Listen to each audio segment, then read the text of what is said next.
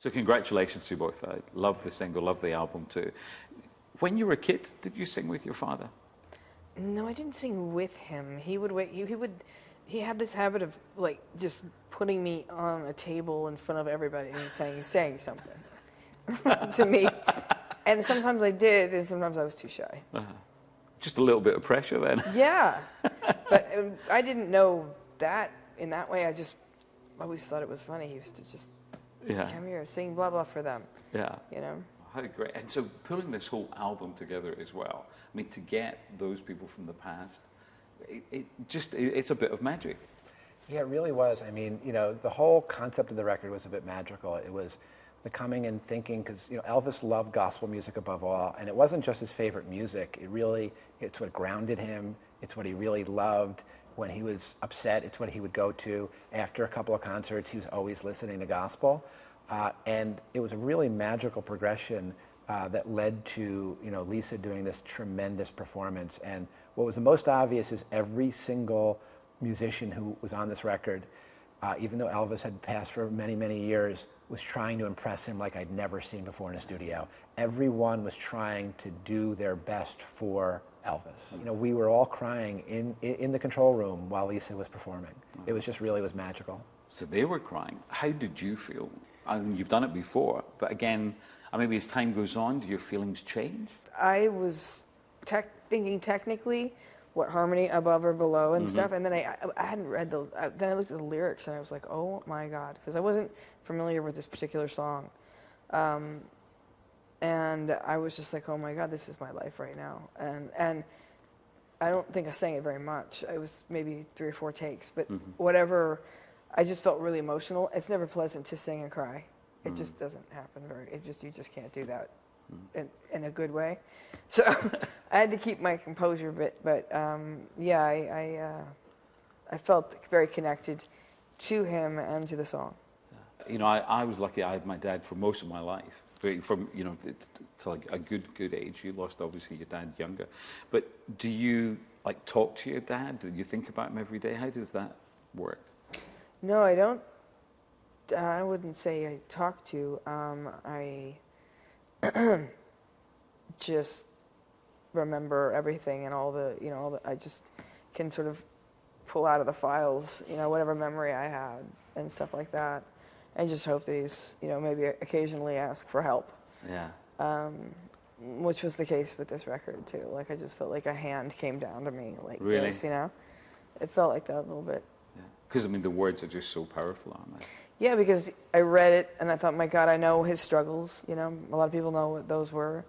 I just had the same struggles. You know, in the last few years, I had a really rough go. So it was like the perfect thing. Like, you know, I was like, okay, he went through this, you know, and he's gonna help. Maybe this is some kind of sign. You know, that's why I did it. It was just, it felt like a sign of some sort.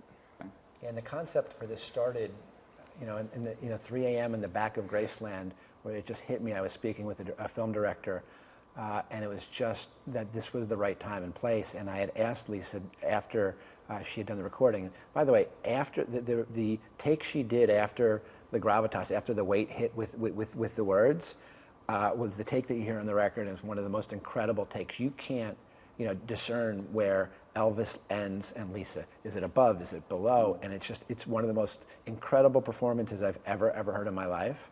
But I asked her afterwards. I said, if you could ask your dad, if you could say one thing to your dad, what would it be? And she said, a little bit of help. And I think what's really happening here is that this is the help that her dad's able to give her. Growing up and watching your dad and obviously hearing all his love of gospel, but was your dad quite religious as well, would you say? Very, very much so. Yeah? Very much so. He always had books stacked up this high next to his bed, you know, and they were all religious. If you go up to his bedroom, there's a little office connected, and there's just nothing but books of every religion and every kind of, it's a million Bibles, and, you know, he was constantly searching, and he was very connected to gospel and that sort of thing. Obviously, we're just here in the shadow of Graceland as well, and there is that area where the public are not allowed. Is that an area then when you can go for like a little bit of solace? Absolutely. It's the one place I feel the safest ever. Really? Is if I get the key that I keep the key to upstairs with me. If I take that key and just like shut that door up there, which is just his room and my room, and kind of where he was his sort of sanctuary. If I can just sort of shut that door and like feel the safest and the calmest that I could possibly feel is upstairs. And is it just the same as it always was? Exactly the same. And was that bit of the house, because it was the private rooms, is that not as showy? Is that a good description? You know, it was just more like a home, it was bedroom? Oh, it's showy. Yeah. It's got long red, no, not red, shag carpet that's about that long, black bed, red walls, gold, everything here and there. It's not. And also you've got the new exhibit as well. So again, the memories, I mean, are there like memories coming back that you thought, oh my goodness me, I completely forgotten that? Yes, very much. I was like, why an exhibit on me? Nobody cares. Who cares? I don't know. And then I went in, and I was like, oh, that's cool. That's cool too. Anything particularly in this new exhibit that hit home, or it was different, or something that was almost new to you? There was a quote on the wall as I was leaving the exhibit, and it said something like, becoming a father is the best thing that ever happened to me. And I had never seen it before. Last night was the first time I saw it, so it was really cool. Wow. What did that feel like? I mean, really, really feel like? That I knew there was a great love there, you know. I knew that there was a really strong connection since the minute I can remember. So, and it kind of reinstates what I felt was the truth, which is that. I felt like I was the most important thing to him, and I felt like our relationship was special, so it was something that kind of acknowledged that. Yeah. Because you've often said about being daddy's girl and getting away with things. Yeah. Yes, I was a absolute terror. What was the worst thing as a kid? Well, one of I just saw in the video, there's a running sort of home video section. Yeah. And as we were doing an interview earlier, I looked at the screen and I see myself as like maybe 3, 4, and I grabbed somebody, tried to take a present from me or something, and I was like, ripping it back, knocked the person over. Yeah, so I'd never seen that one before either. You were a monster. That was a little terror. And what has surprised you as you've delved back into all these incredible songs and these incredible memories? Has anything surprised you, Joel? Just the performances. They're awe-inspiring when you listen to take after take, because we were able to go back into, you know, the masters and really alternate takes and a lot of things you have never heard before. It's just how effortless it was. But it was effortless, but at the same time, every gospel song that he recorded, he sang it as if it was the first and it was the last time he ever sang it. He sang it like he was coming, you know, that nothing mattered before and that nothing mattered after, and the passion, and it was amazing. And then when Lisa with the duet with, you know, it was just so amazing that she actually, after feeling the words, after really, you know, getting comfortable with them, gave that same type of performance. If anyone ever doubted that Lisa, you know, obviously she looks so much like her dad, but if you ever doubt it, listen to them singing together, and that would be proof enough in a court of law for me. So it's just it's amazing how she really, you know, Elvis is to me the greatest performer of the modern time. And for her to be able to step up and sing with her dad, it wasn't just, hey, you know, I'm going to do this. She was there with him. And when you hear it, it's like, is that Lisa? Is that her dad? Is that Lisa? Is that her dad? And I've never heard that before in any type of situation like this. Just extraordinary. Is there anything that you're discovering about your father? Because, you know, we all feel, because growing up with him, watching him, we've listened, we've heard. Are there any things as you go along the way that you go, oh my goodness me, never knew that? Nothing surprises me at all anywhere, but it's not surprising, but it's very comforting how many people come every year constantly, you know, and how much people love him, how much people want to still hear from him, and you know how important this place is, Graceland, and the hotel, and all the different attractions, and trying to accommodate people to stay longer than just, you know.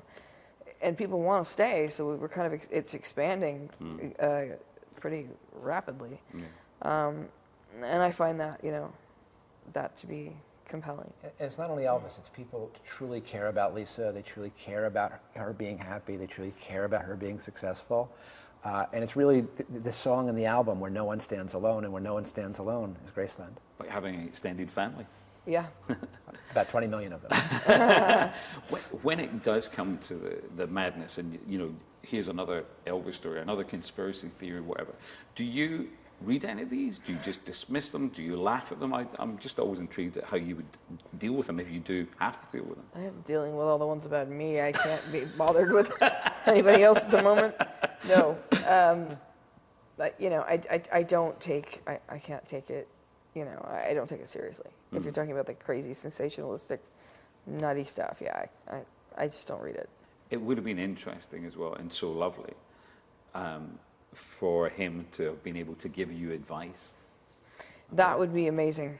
I would that I would very much wish that could happen. Because I do feel like, you know, he would be there. He would protect me.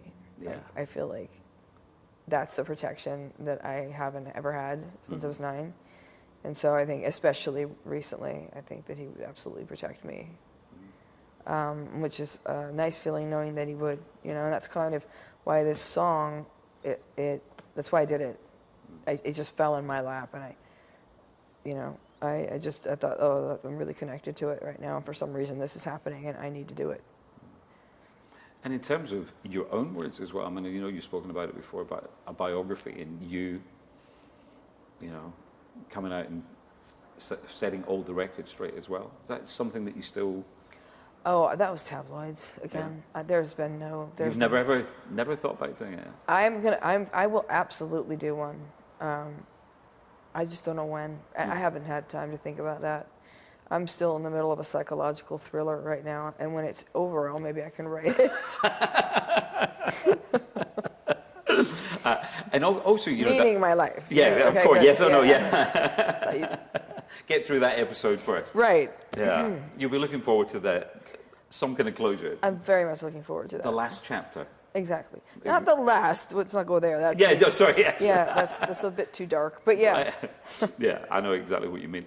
Actually, I was just thinking that when you're talking about your father and those words about him becoming your father, and then when you became a mother, and then when, you know, Riley said, I'm going to go into the business, what would you take then? I felt like Riley had a really good head on her shoulders. If I had a child that did not, didn't seem to be strong in themselves, I wouldn't allow it. Riley was absolutely like, I'm going to model for money, and then I'm going to act, and then I'm going to be a director. And I was like, okay. She had a whole plan, and she did everything she said she was going to do. So, but I wouldn't do that, though, if I felt there was uncertainty or vulnerability or a weakness. You know, I would try to have them hold until 18. And also great as well, you can then impart the advice that we're talking about that sadly your dad wasn't able to give to you. Yeah, yes. I mean, I live each day like it's the last with them now, you know, I really soak in everything.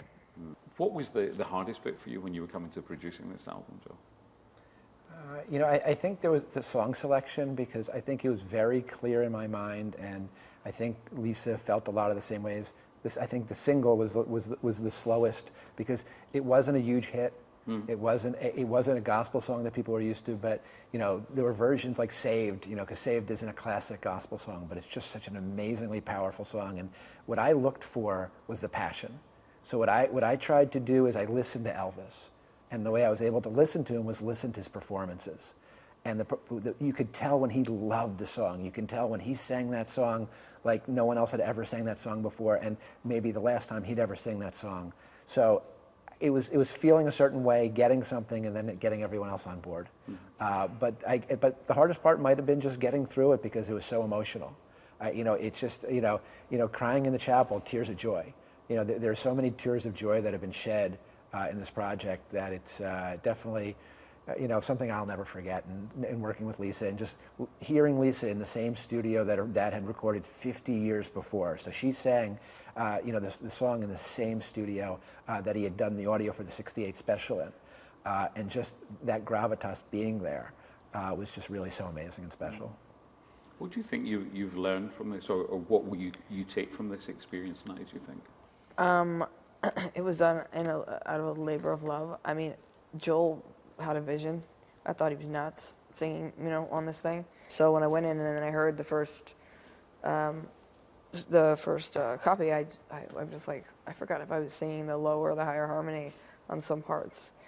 And it felt really right. I didn't know what was happening. I followed what his vision was. I listened. I went in. I was very pessimistic about it, and you know, my head is so far up my own rear with problems and situations that I needed to get it out of there long enough to do something productive in all this. trying to have something good happen now, you know, and it was, and it is. And it feels like, like I said, it feels like a hand came out or down, or and that's really been moving. It just feels right. It's one of those things. I've just followed it, and it's right.